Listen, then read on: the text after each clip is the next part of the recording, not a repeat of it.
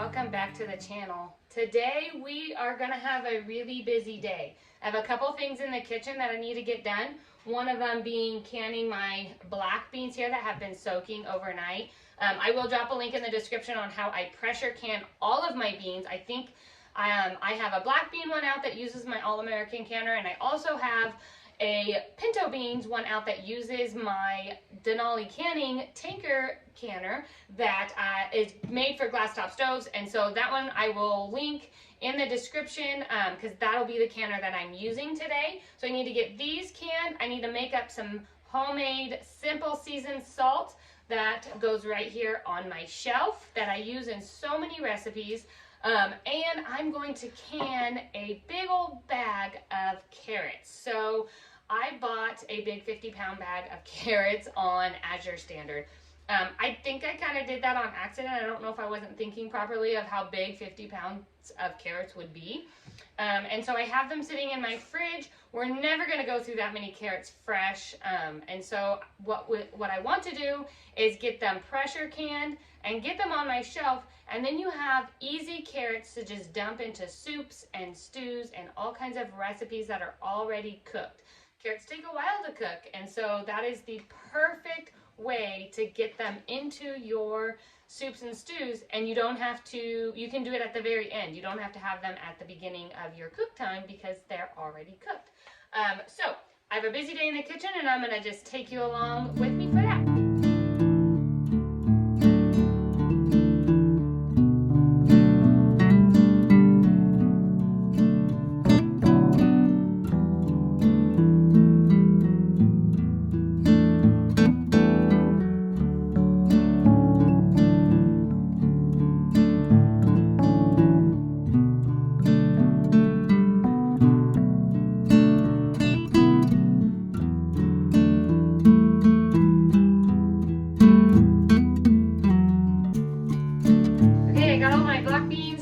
The canner, you can hear the hum going right now, and I am going to make up a batch of my homemade simple seasoned salt.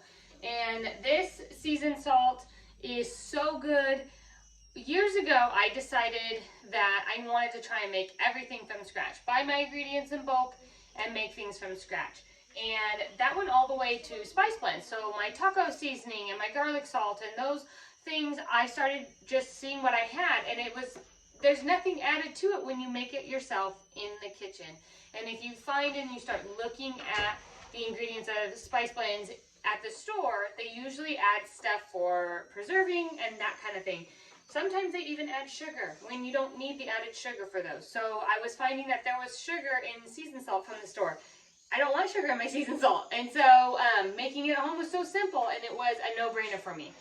This seasoned salt I started making probably 6 months ago, and I use it on everything. We use it on meats, on potatoes.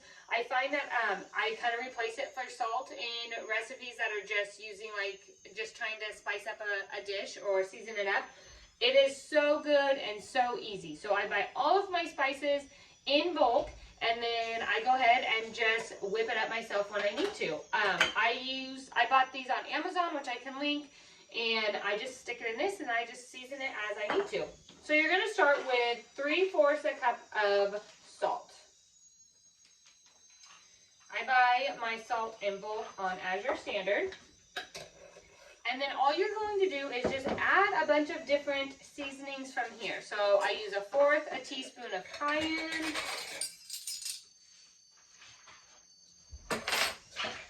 And this recipe is really great because you can double it, you can triple it, or you can even half it if you don't want this much seasoned salt at one time. 1 teaspoon of turmeric.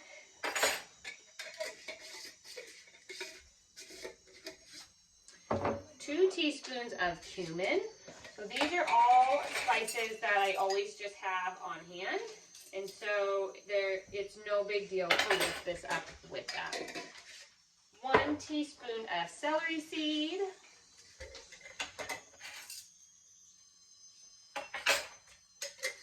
2 teaspoons of dry mustard powder.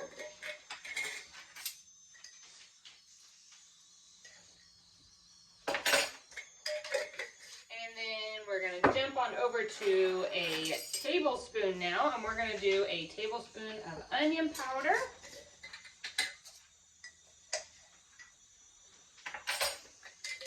2 tablespoons of garlic powder. We like our garlic powder and we love the taste of garlic. And 2 tablespoons of paprika. There's my paprika.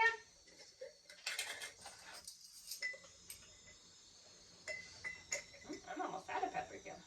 All right. Now, we're just going to take a spoon and mix it all in. If your garlic, mustard, or onion powder is clumpy, or even your salt, make sure you get all the clumps out, because that's not very tasty when you season a big old clump of one spice. You want this to be well blended. And I just kind of, as I'm doing it, I just kind of push my spoon down to get rid of any of the clumps. Once you have this well blended, you are ready to go. You can stick it in an airtight container, in a mason jar, or in one of these, like I do, that you can just keep on your shelf and season all your dishes with it. We are going to go finish up some school, and then we're going to can some carrots. Okay, so we finished school, and I'm going to get, I think I said earlier that it was 50 pounds of carrots. It's actually 25 pounds of carrots. But either way, it is one huge, ginormous bag of carrots. We have been eating off of them for the last month or so, and now I'm going to go ahead and peel them. If there's any that are soft or squishy, I'm just going to go ahead and give straight to the chickens. But if they're still hard and good, then I'm going to go ahead and peel them. We're going to dice them, and we're going to get them in my Denali canning pressure canner. So let's get these peeled.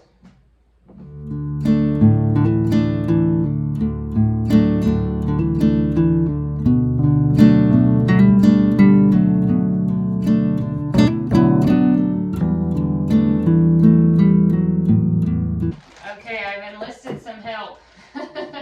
So I'm peeling, they're chopping. This is a great job for kids to be able to get involved with you. It's easy, there really is no rhyme or reason. They are just chopping them into like little 1-inch pieces, but they don't have to be exact. So this is a perfect job for little hands to have.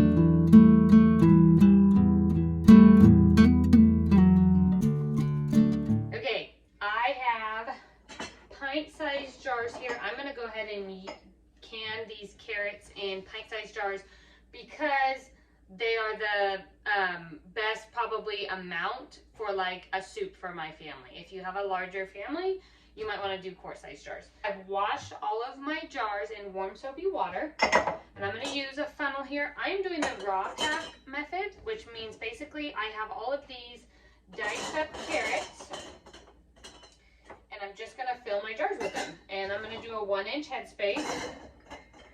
Carrots are pretty hard, but if you can get them smushed down just a little bit, that'll be good for them not to float, because they will float a little bit once they're in the canned process. And I'm going to fill. I have water boiling back here on the stove, ready to be poured over. Okay, now I'm just going to go ahead and put a half a teaspoon of salt in each jar. You do not have to do this, but it is extra flavoring, but it is optional. So if you don't want salt in your carrots, don't salt them. Okay, now that I have all of those, I'm going to take my boiling water here and I'm going to pour it over my carrots, leaving a 1-inch headspace.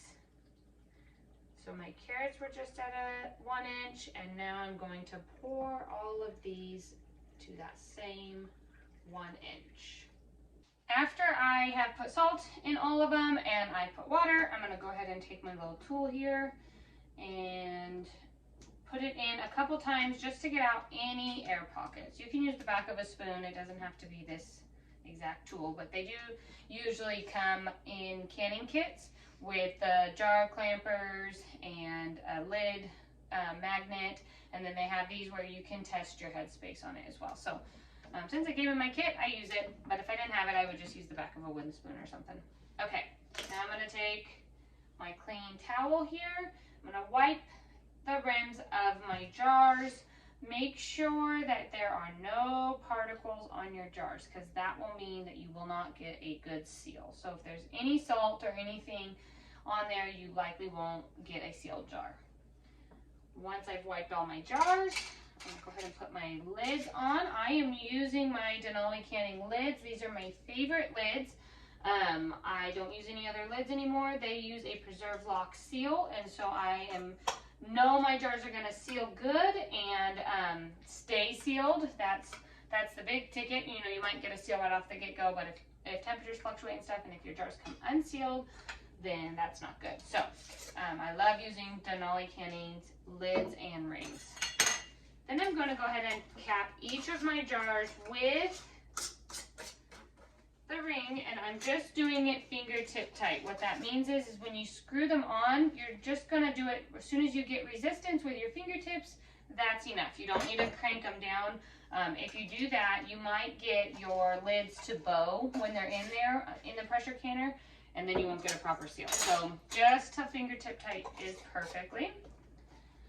Once I have all of my rings and my lids on, I'm going to go ahead and get them into my Denali canner. Now, my canner is meant for glass top stoves, but it can, or induction stove, but it can be used on a gas stove as well. So the great thing about the Tanker, the Denali canner, pressure canner, is that it can be used on any stovetop. That's one of the things I loved about it. And it's a little bit different than my All-American, so I'm going to show you the steps. But basically, I'm going to get these jars into my canner that already has several inches of water in it. I'm going to put the lid on, and then I just kind of let it be. It vents itself. The weighted gauge is already on the canner, and it does all of the steps for me. Until I hear that jiggle, I won't start my timer. And then once I start my timer, I will let it go through and process dirt for that amount of time, and then I will go ahead and turn it off and let it come all the way down for at least 20 minutes after it gets to 0. If it goes longer, it's no big deal. It's actually kind of even better. I am going to process these jars. These are pint-sized jars for 25 minutes. If you are doing quart jars, you are going to want to process them for 30 minutes. But again, you're not going to start your timer for that processing time until you hear your first jiggle, and I will let you know what that sounds like.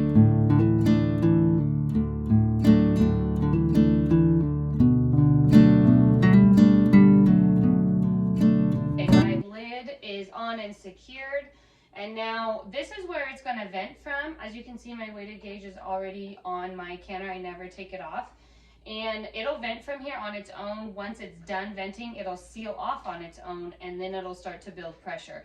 I won't start my timer until I hear this starting to jiggle, and then I'll go ahead and start it for the time. Since I'm doing pint jars, I will do it for 25 minutes.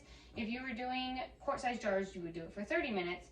Once the timer goes off, then I will go ahead and turn my stove off and just let it be for at least 20 minutes, but I usually leave it for a lot longer.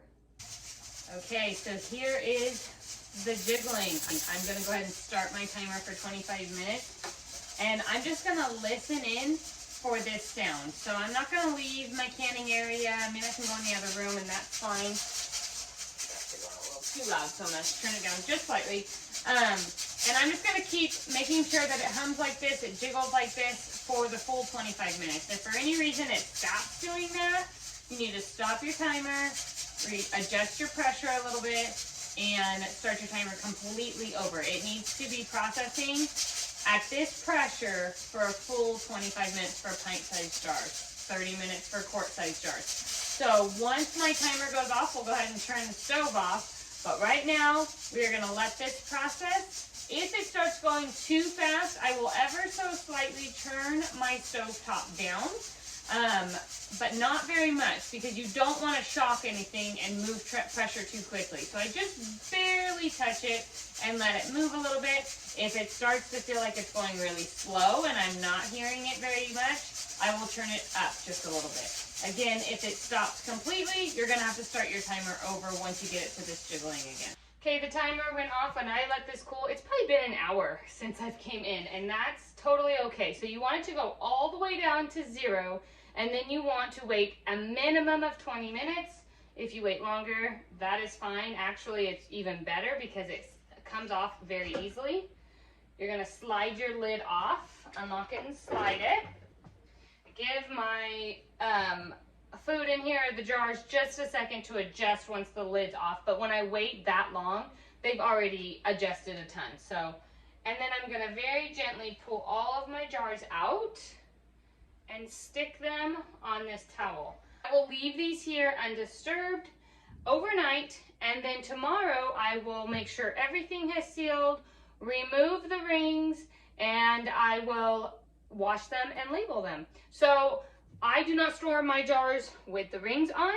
I store without the rings. There is no purpose to have the rings on once they are already sealed. It's actually safer to store them without, and they don't have a purpose because if it's properly sealed, your lids are not gonna come off. Make sure to like and subscribe.